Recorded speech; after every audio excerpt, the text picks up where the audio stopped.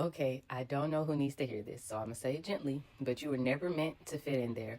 And no, this is not for the people that are like, yes, I know I could be a loner, but it's more so for the people that recently just had to grieve an old relationship, or maybe they never fit into a friend group and they had to deal with the rejection or whatever it may be that came with not being able to fit into that group.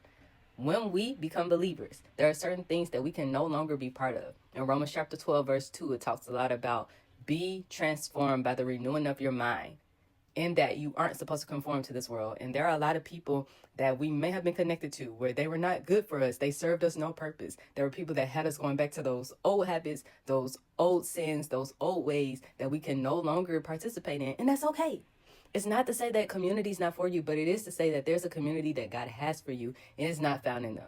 It's not to say that they're bad people, but because of the purpose that God has on the inside of you, you can't be connected to it, and that's okay.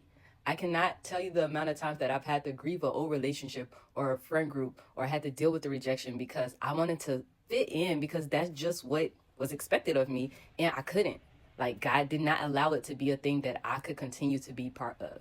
And in that, I've learned to grow and accept the fact that God has a community for me, but I had to be willing to opt for it. There are a lot of healthy ways to do things. With my new community that I've found, I know how to grieve healthily. I know how to make sure that I don't return to old sin. And I know what I need to do so that I don't succumb to my old ways and habits when a strong crash out is right around the corner. All of that to say, no, you were not meant to fit in into that group, but I promise you that God has somebody for you. I know it's fun to quote the Jeremiah chapter 1, that verse that talks about being chosen and set apart, but when it becomes applicable to our lives, it gets hard, and that's okay. But I want to encourage you to be okay with not fitting in. It is just for your greater good.